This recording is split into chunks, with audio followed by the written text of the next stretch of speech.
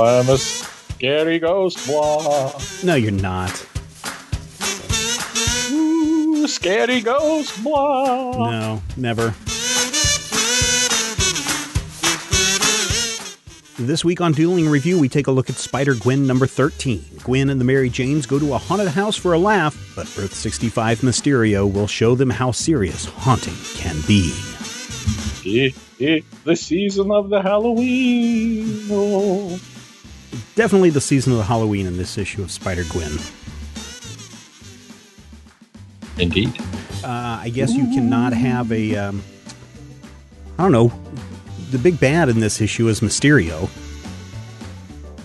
Is there another? Sort of. Who would be a better Halloween villain? Green Goblin? I mean, is that too on the nose? Jack-o'-lantern even more so. And also maybe more obscure, huh? Yeah, definitely a couple of rungs down the ladder. I mean, Green Goblin is, I think, overplayed. I think that Mysterio is the way to go because with Mysterio, you have that built-in gimmick of uses Hollywood tricks to scare people. I mean, that's his whole shtick. Right. And so Gwen and the Mary Janes decide that they will go spend Halloween trick-or-treating, even though Gwen is down in the dumps because apparently she's lost her powers and her dad is in jail. And they how decide, old are these girls anyway? Got to be, I think we established last time we read a Spider-Gwen comic that they are not in high school. So they're 18, 19 years old? That's what I'm guessing. Although if they still live at home, who knows? But I'm guessing if they're out on their own in New Jersey and not in New York, that they're probably a little bit above age. I don't know. Maybe I don't know how things work and how teenagers work in the big bright city of New York. But I know that if my kid was 14 and wanting to run off to New Jersey for trick-or-treating, there would be some serious words said. And then if I found out they decided to go to a haunted carnival park, I'd probably be even more upset. Scary stuff. A haunted carnival full of Scooby-Doo references. Blah. Pretty much. I mean, I guess they get gassed by this broken down Mysterio machine. And then they start having hallucinations about things that frighten them most, whether it be zombies or dead Peter Parker or having to dance to Thriller. Dancing, yeah. Oh my God, it's a baby doll graveyard. Yeah. Which was kind of creepy because I was like, oh man, that's kind of creepy. That would be something I would expect like the Joker to do, right? The Joker would have a baby doll graveyard where you just tumble into this pit of just arms and legs and baby dolls with missing eyeballs and no hair and all that stuff. Yeah, just, I don't know. I do like the fact that in a lot of ways, this is a Scooby-Doo adventure. Yeah. I mean, they do get to pull the mask off the old man, right? And Betty and her cat get separated from the group. Murder face. And Betty and their cat have a snack run in the middle of it. Which, you know, this place has been closed down for 20 years. I'm not sure I would be digging around in the freezer eating moon pies and bacon on a stick. You just got to roll with it. I mean, it's a Scooby-Doo riff. I don't know that did they say, I guess they did say 20 years ago. Yeah, something like that, which is just like, well, Betty may actually have, some sort of super eating power. Maybe. Like Scoob! Or maybe it doesn't matter because ultimately this is a throwaway issue. It is issue number 13, which I thought was kind of nice that it lined up with October and Halloween. But this is a one-shot, go to the park.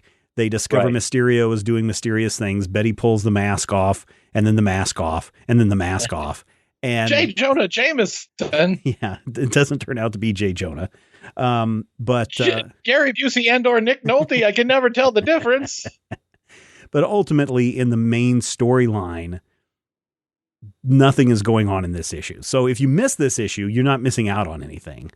But if you do pick up this issue, I think you'll have a fun little scary theme park experience. I am and always have been a fan of weird one-shot holiday issues. And I mean, some of my favorite stories, some of my favorite comics are just weird one-shot throwaway issues.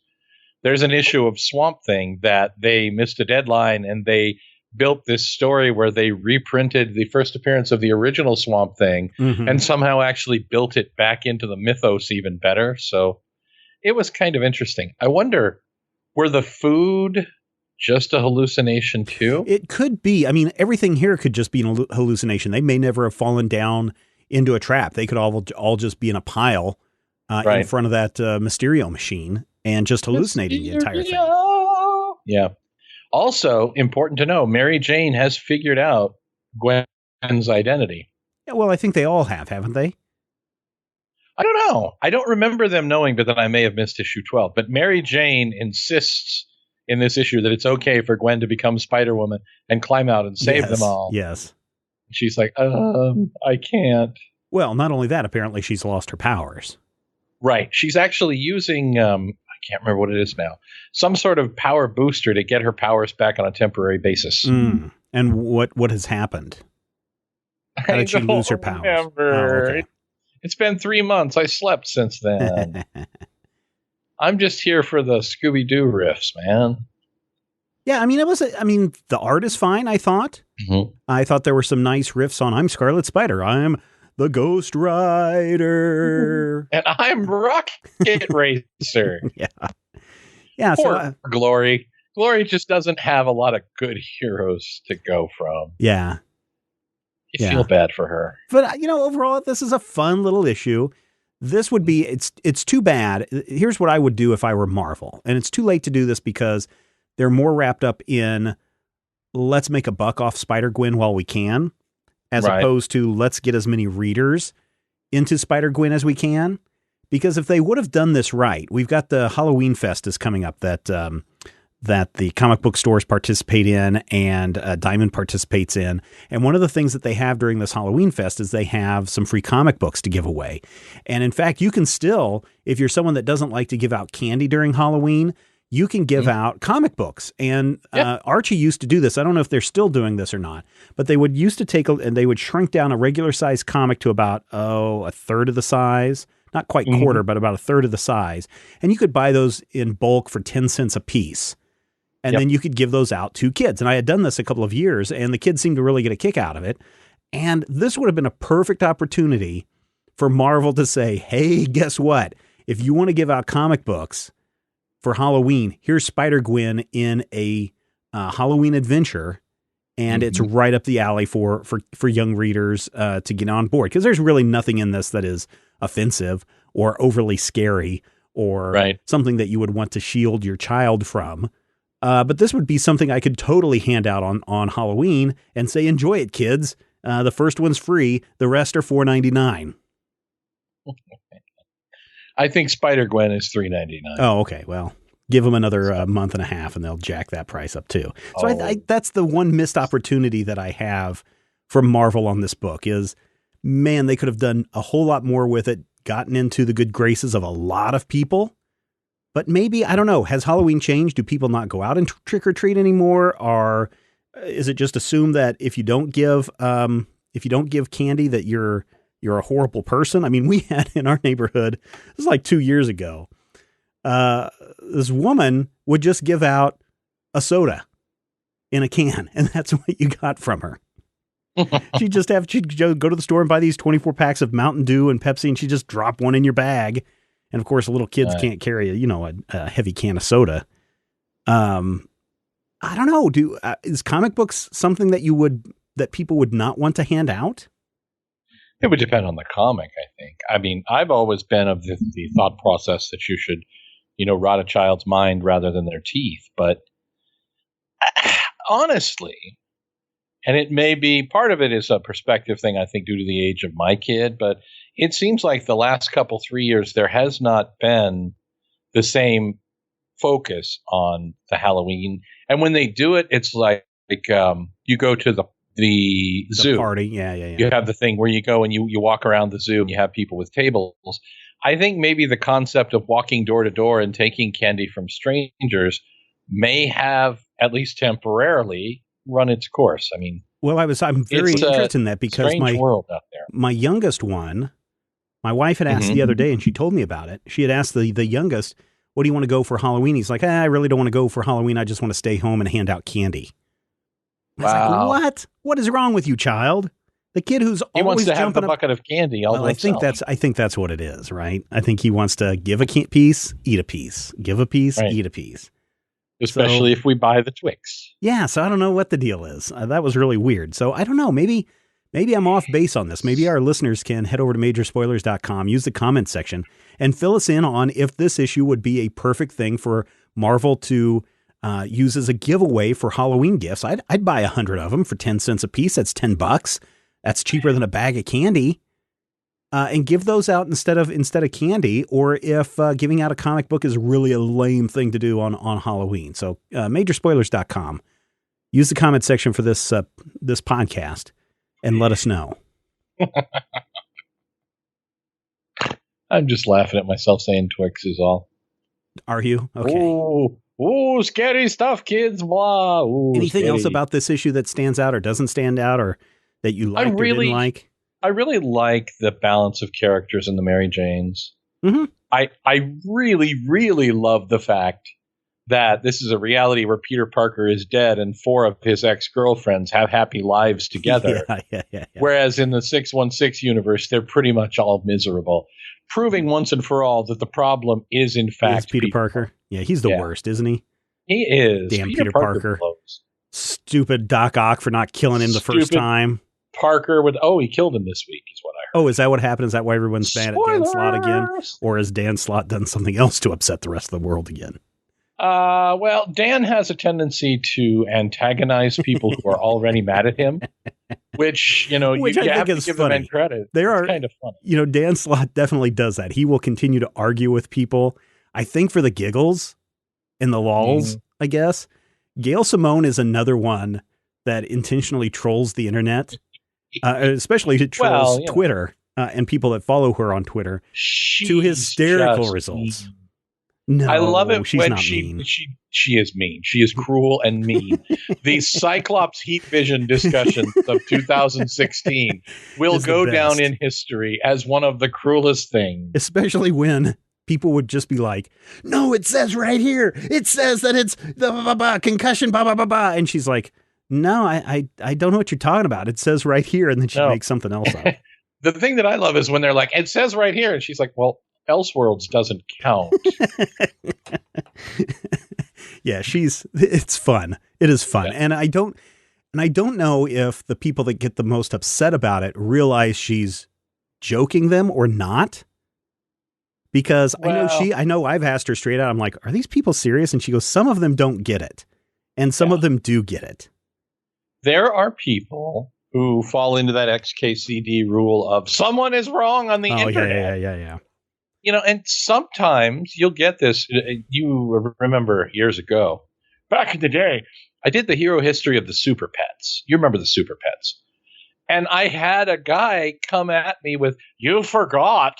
I'm like, "I didn't forget." He's like, "It's an entire issue featuring the Super Pets." I'm like, "I didn't forget it. Nothing of meaning happened." And he's like, "No, it was a very important story for Crypto the Super Dog." I'm like, "Man, just okay." It's just, I think there's a point where we do have a tendency, and I say we as nerds, we do get wrapped up. Oh, sure. Yeah. But then there's also the fact that it's Twitter, and there are people who say stupid stuff. So when Gail says something that seems stupid, you kind of want to go, "Wait, Gail, are you sure?" And then you have to remember, it's Gail. Well, who else is good at long Twitter arguments, either intentionally, unintentionally, or not? I think Mark Waid, he likes to have really deep. He and Ed Brubaker tend to have these really long philosophical discussions with people who want to argue with them, and I think those are always fascinating to read. Yeah. Neither Wade nor Busick are anybody that I would want to make angry. No, I don't think so either. When Mark gets trolled, Mark gets dismissive. And when Mark gets dismissive and people start messing with him, Mark is like, "Nope, we're done. Yeah. Nope. Yeah. F-bomb. Nope." Patton Oswalt might be another one. Patton is fun. Patton actually trolled Martin Shkreli for a whole week. Yeah, I know. That was funny too. Yeah, there's some. I'm sure most of our listeners are following all of those people that we've mentioned, but if you haven't, those are some really good people to follow on Twitter. The real Stan Lee can be kind of cool too, but he tends to be a little bit more promotional than anything. William Shatner is good. Shatner is fun, but Shatner will get down in the trenches and he will fight shipper wars. Oh, yeah. And Shatner is not afraid to go low. What's his name? Evil Dead, Ashley Williams. Bruce Campbell. Yeah. He's good. It's really interesting. I like Michael Ian Black. Mm-hmm. Because Michael Ian Black will go in every once in a while and he'll try to have a meaningful discussion. And when it becomes clear that people are not listening or not willing to listen, that's when he's like, oh, yes, also I wrote The State, you guys. Yeah. If you want to get all caught up on social issues, Tess Fowler is really good to follow. Mm-hmm. Yeah. She really gets into it and lays it down like it is. And then if you just want to shake your head in amazement, I'm sure there's at least one person you could look at right now and just go, what in the what? I'm not going to mention any names, but I think everyone knows who it is. It's me, isn't it? Yes. Every time I look at your Twitter feed, I'm just like, what in the what? Why? Why are you doing this? You know better. And then I mock you and I laugh. But Spider-Gwen number 13, I give this a thumbs up, man. I thought it was a lot of fun. I thought it was, for a throwaway issue, for a one-shot thing, it's good. You don't have to worry about continuity in this unless you really want to know. I mean, the catch-up page explains everything to you. Right. And then the mustard page, ties it all together perfectly. Yeah, it's a good one. Yeah, I don't really have anything negative to say about this. Hey, Scooby! Yeah, I have nothing negative to say about this issue. So there you go. It's solid. Very solid issue. It is. Coming out next week from Dark Horse Comics is Aliens Defiance number 6, Conan the Slayer number 4, Tarzan and the Planet of the Apes number 2. Ooh, here's one that a lot of people are going to enjoy. Serenity, No Power in the Verse number 1 of 6. Oh, Firefly fans, get on that one right now. Let Dark Horse know that they still have a viable property that they can market. DC Comics has Action Comics 966, Batgirl number 4, Blue Beetle number 2. Oh, yeah, I forgot that first one was a rebirth issue. Blue Beetle number 1. Yeah. Frostbite number 2, Future Quest number 6. Nightwing gets a trade paperback, The Hunt for Oracle. Suicide Squad number 5, Teen Titans number 1, TEENTITANS, Teen Titans. That's also followed by Titans number 4 and Wonder Woman number 9. Oh, next week is the Wonder Woman. Maybe it's this weekend, the 25th, whatever day that is. That's Tuesday next week. So Tuesday next week, Wonder Woman will be officially announced as the UN ambassador. Mm-hmm. And you've probably seen this news floating around from DC Comics and whatnot. I also believe that next Tuesday, or maybe it's Wednesday, is the official Wonder Woman Day. And so that's going to be the official, unofficial, at least that's what DC is recognizing as her 75th anniversary. Maybe it's Wednesday because Wonder Woman's 75th anniversary special number 1 comes out on Wednesday next week. Okay. So look for that. I think it was back in October that a couple of years ago, that we had done our own Wonder Woman Day, back when she was like 72, 73, something like that. So 75th anniversary for Wonder Woman. Good on you, Wonder Woman. Yeah. IDW Publishing has Action Man Revolution number 1, My Little Pony and Friends Forever, number 33. Revolution, where the ponies meet Optimus Prime and they fight alongside G.I. Joe. They don't have a revolution for that one. They should. They would. I mean, that would be kind of crazy, right? And Strawberry Shortcake, too. You're telling me that Rainbow Dash and Blur couldn't have a high-speed conversation? That's what I'm saying. Transformers Revolution number 1 does come out, as does X-Files Origin number 3. X-Files Revolution. Yep. Image Comics has Birthright number 20, Chew 59, that's a mature reader's book. Elephant Men number 17, Elephant Men number 73, also a mature reader's book. Mm-hmm. Outcast by Kirkman and Azaceta. I don't know how to say the guy's last name. Always mess it up. Number 22, that's also a mature reader's book. Postal number 16, guess what? A mature reader's book. Saga 39. It's a mature reader's book. Yep. Mm-hmm. Savage Dragon 217. Immature reader's book. Surgeon X number 2. Surgeon X? Yes. Wow. Number 2. He's like the worst mutant ever. How about this one, Matthew? Birthright number 20. Seriously? Yeah. Mature reader, not mature reader. I'm going to go with mature. Nope, not a mature reader book. I think it's the only mature reader book coming out. Only book that is not a mature reader's book coming out next week from Image Comics. There we go. Over at Marvel Comics, we got Agents of S.H.I.E.L.D. number 10. That's a CW2. We've also got a CW2 number 6 of 8. Oh, and for people that didn't hear this, Civil War 2 number 7 will actually come out a week earlier than anticipated. So instead of the 30th, it'll be coming out on the 23rd of November. And so basically, they have no idea when this comic will be done. No, because it's now 8 issues. They extended it to 8 issues, and I believe they're going to try to get that 8th issue out in December so that they don't carry it over into 2017, which everyone is predicting is going to happen. Will happen. Yeah. Well, I don't know about you, but I've already read 2 books this week that take place after Civil War 2 ends. That's the problem. I think we've talked about this before, but Marvel needs to do something about their creators. They either need to, if they've got an 8-issue series, they have to sit down and say, look, guys, here's the deadline. You need to have 75% of this book done before the first issue, or the series done before the first issue ships. That way, if they know that there's going to be a delay, it's not going to be a delay that's going to hurt everybody because they've got, 6 issues to ship before the last 2 they have to worry about. So yeah, Marvel needs to do something about that because this is becoming a habit more than anything. Yeah. Well, and part of it is the fact that it's the same creative teams or the same pool of creative teams each time. Well, that's because they rely on what are they called? The Architects of Fear or whatever that they call their group. Yeah, I don't know what they call them now. For a while, they were the Young Guns, and then they were the Architects, and I think briefly they were the Cleveland Indians. Oh, no, that's not the Brain Trust. I forget what they call that group. But Bendis, the fart noise. But I think it's Bendis and Spencer and a bunch of other people. But yeah, they need to get that taken care of. Spencer and Bob. Oh my! Oh, you know what? Next week is October. It'll be October 27th next week at this time, which means that Doctor Strange movie is just around the corner, coming out in that first week of November. Which means Doctor Strange Mystic Apprentice number 1 is coming out. Doctor Strange trade paperback. What is that? What is it that disturbs you, Stephen? Well, that seems mighty directed to me. Gosh, I would have picked something else. What if it said, "What is it that disturbs you, Matthew?" What if it disturbs you, Chad? What if it disturbs you?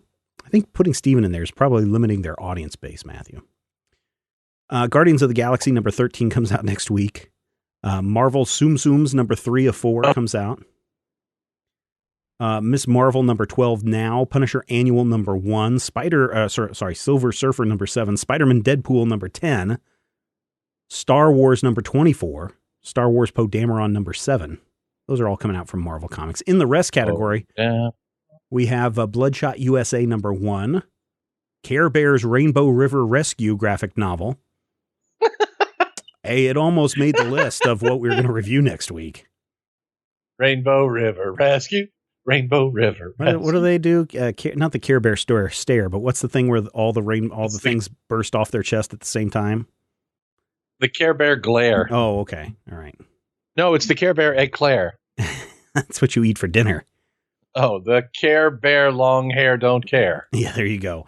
Hour of the Zombie graphic novel, volume 3. Iron Hand graphic novel, Jughead number 10, Lumberjanes number 31, Mycroft number 3. Pitiful Human Lizard number 10. Pitbull the Human Lizard. No, pitiful. Not pitbull. Pitiful. Gesundheit. Three Stooges Curse of Frankenstooge.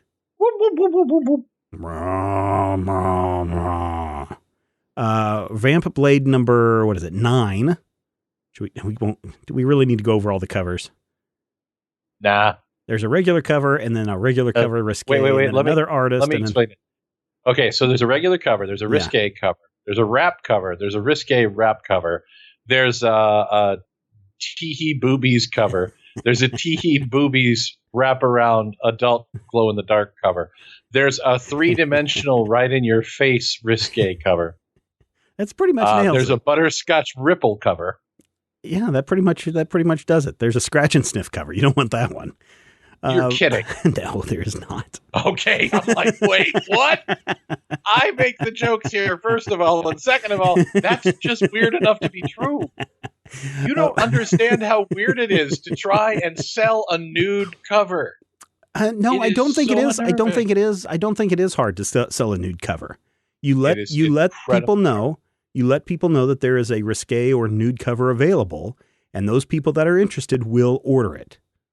But this is the thing. Okay, pretend you sell your comic collection to a store, and a guy has to go through your collection and find a way to sell your previously used nude cover. Well, it depends on what you mean by previously used, because I would think, again, you don't put it in the quarter bin, right?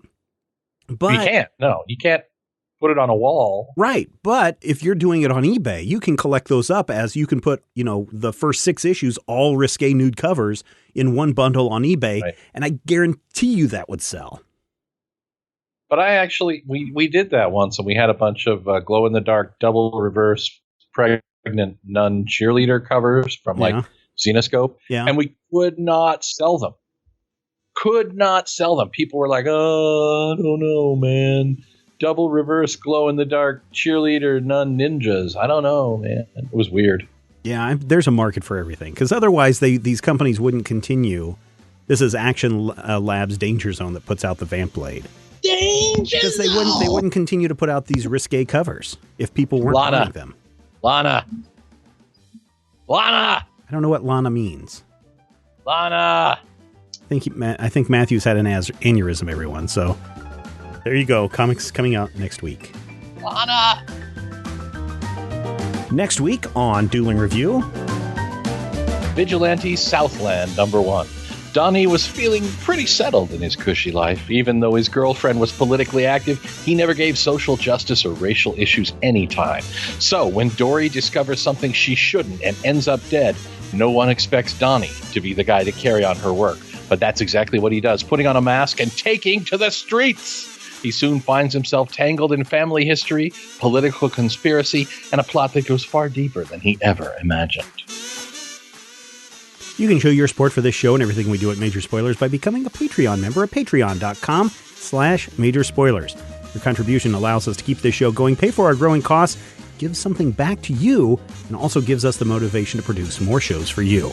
Thank you so much for checking out Dueling Review, and we will talk with you next time, and you will hear Matthew say, do you want ants, Lana? Because that's how you get ants.